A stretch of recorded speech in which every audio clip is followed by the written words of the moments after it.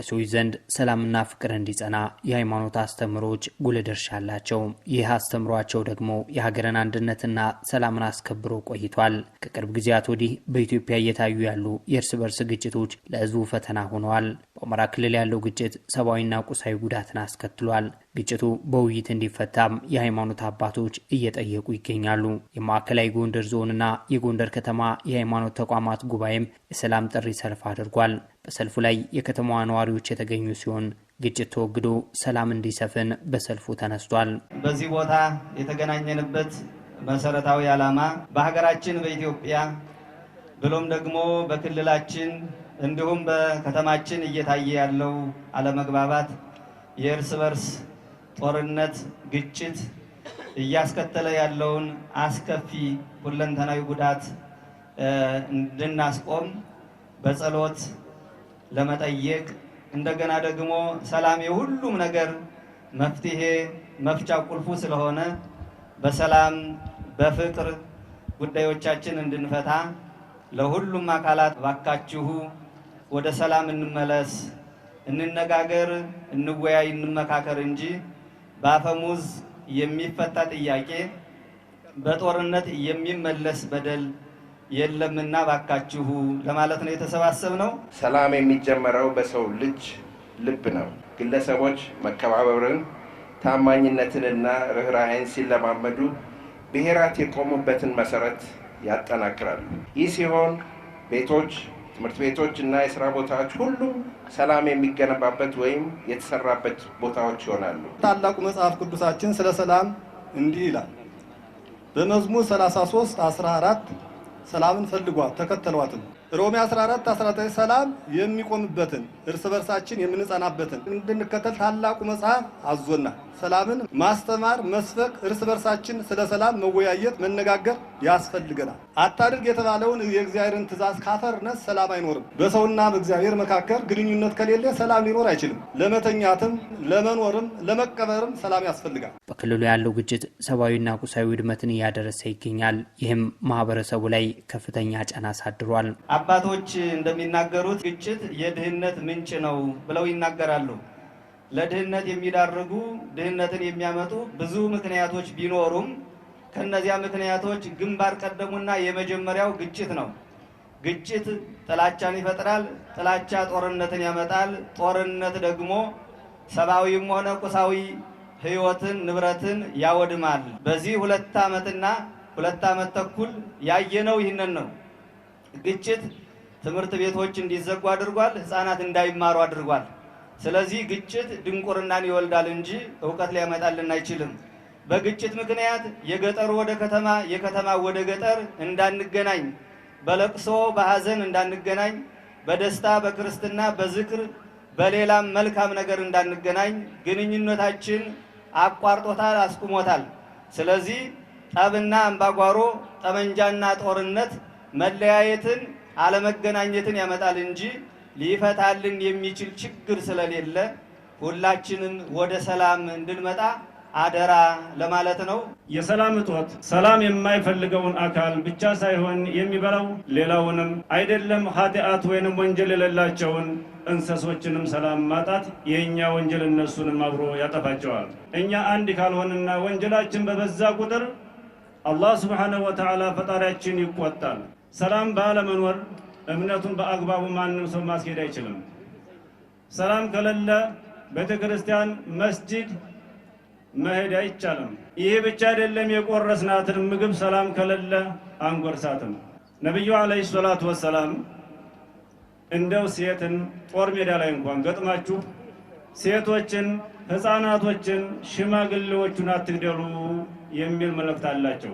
እኛ ግን አሁን ወቅታችን ላይ ጊዜያችን ላይ ያለው ትላልቅ ሽማግሌዎች እየተገደሉ፣ ሴቶች እየተደበደቡ እየተገደሉ፣ ክብራቸውን እያጡ እየተደፈሩ፣ ይሄ ሁሉ ድምር የዚህ ሁላ ውጤት እኛን ሰላም ሊያሳጣንና የኑሮ ውድነት ሊያመጣብን ደርሷል። የውጭ ጠላት ሳይመጣብን አሁን የገጠመን የእርስ በርስ ግጭት ክቡር የሆነውን የሰውን ህይወት መቅጠፍ፣ ንብረት ማውደም፣ ማገት፣ መቀማት፣ መዝረፍ የመሳሰሉ አስነዋሪና አጸያፊ ሰይጣናዊ ድርጊቶች እንደ ሕዝብ ከሕዝብ በታች አድርገውናል።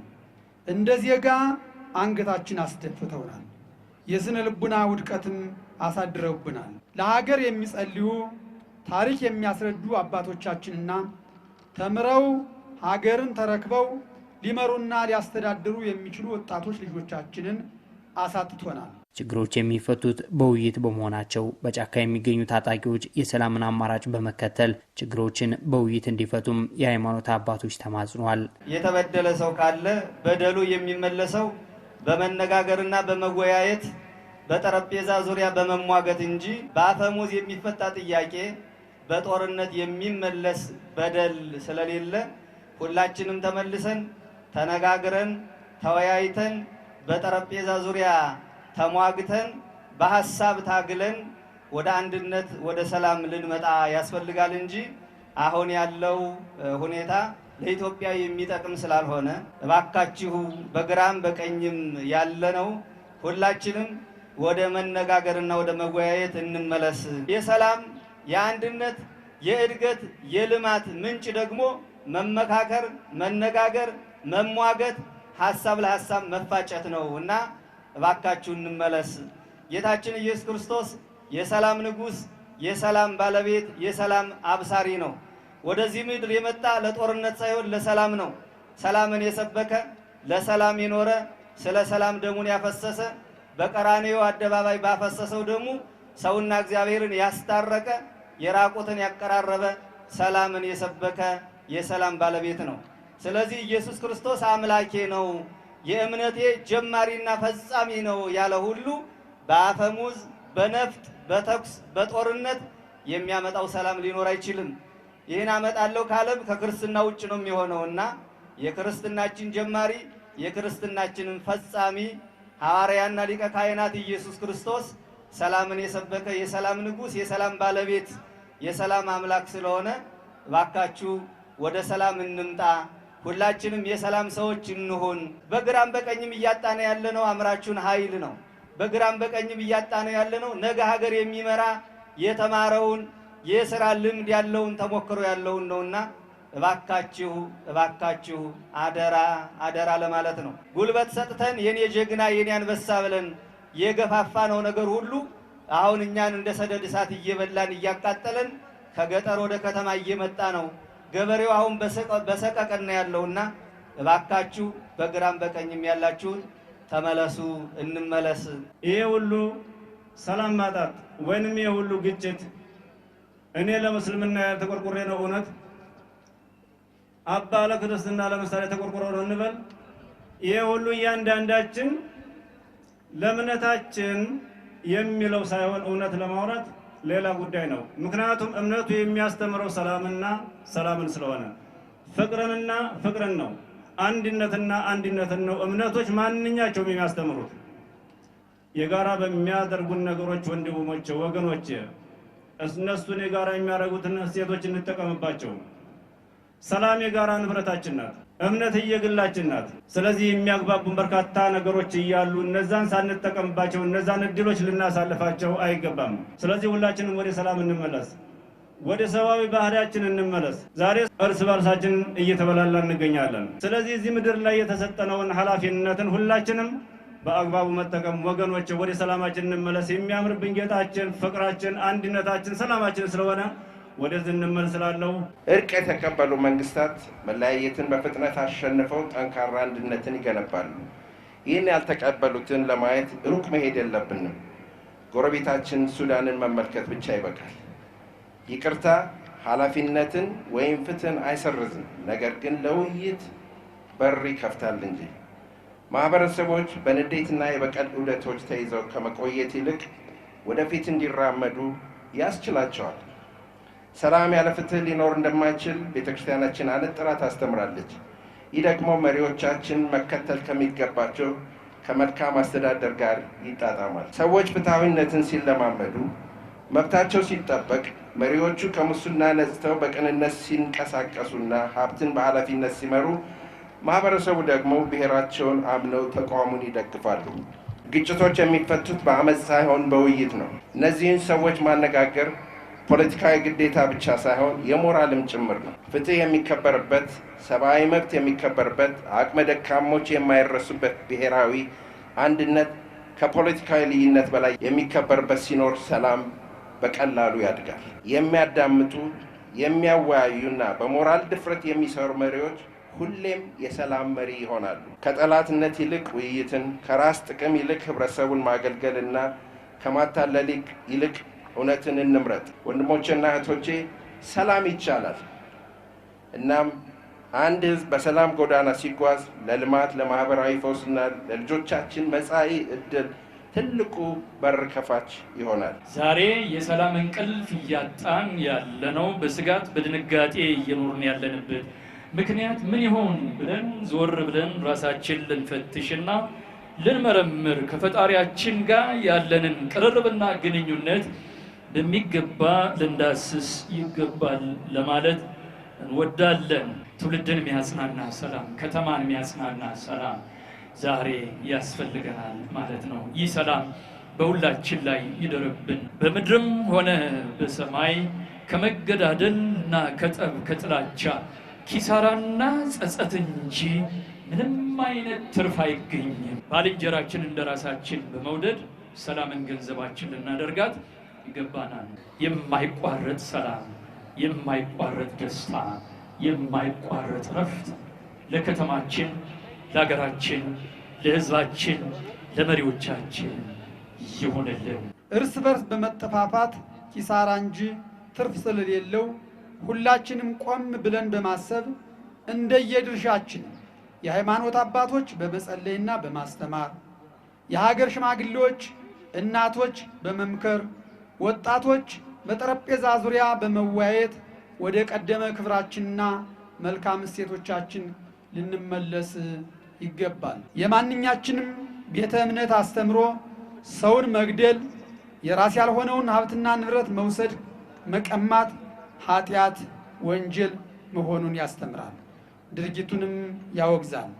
በአንተ ሊደረግብህ የማይገባውን በሌላው ላይ አታድርግ የሚለው ወርቃማ ሕግ የሁላችን ቤተ እምነቶች አስተምሮ ነው። እርቅና ሰላም ለእኛ ለምድሪቱ፣ ለአዝርዕቱ፣ ለአትክልቱ ያስፈልጋልና ወደ ቀልባችን እንመለስ።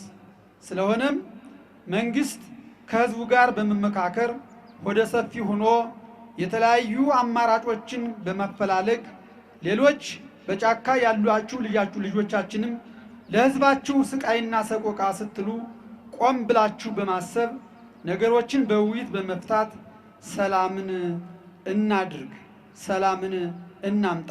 በሀገራችን የሚታዩ አለመግባባትና ውጥረቶች፣ ግጭቶች በዘላቂነት እንዲፈቱ የሃይማኖት ተቋማት አባቶችና መሪዎች ከሚመለከታቸው አካላት ጋር በመስራት ጎን ለጎን መላ ምእመናኑ የሰላም ጥረቱን እንዲደግፍና የየራሱን በጎ አስተዋጽኦ እንዲያደርግ ሃይማኖታዊ አስተምሮ ላይ የተመሰረተ ትምህርት በማስተማር የራሱንና የሀገሩን ሰላም ሊጠብቅ ተቋሙ ጥሪውን ያቀርባል። ከዚህ አንጻር በክልሉ ያለው ጦርነትና ውጊያ በማስቆም ችግሮች በሰላማዊ ውይይትና ምክክር በድርድር እንዲፈቱ የኢትዮጵያ ሃይማኖት ተቋማት ጉባኤ ጥሪውን ያቀርባል። የጎንደር ከተማ አስተዳደር ተቀዳሚ ምክትል ከንቲባ ቻላቸው ዳኘው የታጠቁ ኃይሎች ከደም አፋሳሽ ተግባር በመራቅ ወደ ሰላም እንዲመጡ መልእክት አስተላልፈዋል። የጎንደር ሌላኛ ስም የመማፀኛ ከተማ ይባላል። ይህ ስያሜ የወጣበት ትውፊትም በቀደመው ጊዜ ያጠፋም የበደለም ወደ ጎንደር ከተማ ገብቶ ከደወለ ማንም አይነካውም። ከዚያ በኋላ የሚሆነው ሁሉ በምክክር በሽምግልናና በውይይት የሚፈታ ነው። ዛሬም ከተማችን በፖለቲካና በሐሳብ ልዩነት ደም የሚፈስባት ሳትሆን ይልቁንም በስልጣኔ ደወል ተደማምጠን ሰላምን የምናሰፍንባት የመማፀኛ ከተማ እንድትሆን እየሰራ እንገኛለን። በዚህ አጋጣሚ ሰላምን በመምረጥ ወደ ህዝባችሁ የተመለሳችሁትን እናንተ አልተሸነፋችሁም። ሁላችንም እንድናሸንፍ የሚበጀውን መንገድ መረጣችሁ እንጂ ለማለት እወዳለሁ። የሰላም ዋጋን በልማታችን ውጤት እያየን ነው። የበለጠ ለሰላም ብንተጋ ደግሞ ውጤቱ አያጠያይቅም።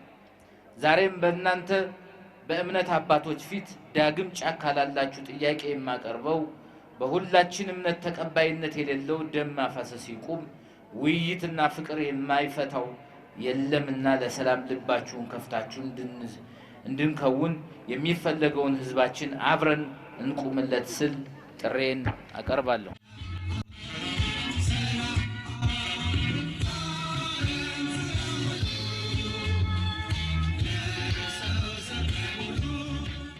በሰልፉ ላይ ያገኘናቸው የከተማዋ ነዋሪዎች አባቶች የሰላም ጥሪ በማድረጋቸው ደስተኛ መሆናቸውን አንስተው የታጠቁ አካላት ወደ ሰላም አማራጭ እንዲመጡ ጠይቀዋል። ማንጠግቦሽ አበበ እባላለሁ። ሰላም ልጆቻችን ተምረው አገራችን የሚገነቡ ይሆናል። አገራችን ጎንደር ሙስሊም ክርስቲያኑ በአንድ ላይ ተቻችሎ የሚኖርባት ሀገር ሰላምን እናምጣ የምትባልባት ሀገር ናት። አሁንም ወንድሞቻችን በጫካ ያላችሁት የወንድሞቻችን ምንጎዳ እናቶቻችሁ ነን። ኑ በሰላም ሰላም ከምንም በላይ ነው። ልጅ አላችሁ፣ እናት አላችሁ፣ ወንድም አላችሁ፣ ደካማ እናት አባት አላችሁ፣ በሰላም ኑልን። ጦርነት የሚገኝ ነገር የለም። እራብ ነው ያለ፣ ሞት ነው ያለ፣ ትምህርት ነው የሚጠፋ፣ ትውልድ ነው የሚጠፋ። ሙስሊም ክርስቲያኑ ጥሪ እያቀረበ ነው፣ እያማጠነ ነው፣ እየለመነ ነው። ሀገራችሁን እናልማ ኑልን። ሙልዬ ተማልደ እባላለሁ። ሰላም ለማምጣት በዛሬው በተደረገው ድርጊት በጣም ደስ ብሎኛል። ሃይማኖት አባቱ ተቆራይተው ሲሰሩ በጣም ለህዝባችን መልካም ነገር ይመጣል ማለት ነው። ጦርነትን ትቶ ሌላም ነገር ትቶ የሰላምን ዝማሬ መዘመር አለበት ማለት ነው። ሙሉ አማረ እባላለሁ። ሙስሊም እንደ ሙስሊሙ ክርስቲያን እንደ ክርስቲያን ሰላም እናድርግ። ሰላም ከሆነ አገር ሰላም ይውላል። የወጡትም ቢሆን በዛ ባሉበት ሆኖ ሰላም ይፍጠሩ። እኛም ከዚህ ያለነው ትልቅም ትንሽም ሆነም ሽማግሌም ሆነም ሰላም ካለ ሰላም ነው። እንደ ሃይማኖታችን ወንድሞቻችን የሚመከሩትንም እየመከርን ያለውን ነገር በቃ እስካለን ድረስ ሰላም ከፈጠርን ሰላም ነው። በጫካ ያሉትም ቢሆን ምክር መመከር አለባቸው። ሳዲያ ሀሰን እባላለሁ። ሰላም እንዲመጣ ከሁላችንም ኃላፊነት አለብን፣ የሁላችንም ማለት ነው። በመሀል ላይ እኛ የምንጎዳ ያለ እናቶች፣ አብዛኛው እናቶችና ልጆች ነው የሚጎዱ ያሉት በመሀል ላይ ማለት ነው። እና ሰላም ለማምጣት ሁላችንም በምክር ዛሬ በዋለው ሰላማዊ ሰልፍ እኔ በጣም ደስተኛ ነኝ። ለምን እንደዚህ ቢቀጥልና የሃይማኖት አባቶች እየተገናኙ እንደዚህ ትምህርት ቢሰጡ ጥሩ መፍትሄ ይመጣል ብዬ አስባለሁ። በውጭ ያሉም ሆነ በዚህ በሚመራን መንግስት በቃ አለ አይደለን ሁለቱ ተባብረውና በወንበር ቢፈቱት ጥሩ ነው። ሰላም ከሌለ ሁሉ ነገር የለም። ሰላም ከሌለ ወጣ መግባት አሁን እዚህ ራሱ ማንገኝም ነበር በዚህ ሁኔታ ማለት ነው። ሰላምን ለማጽናት የሚጠበቅባቸው ሚና እንደሚወጡም የጎንደር ከተማ ነዋሪዎች ቃል ገብተዋል።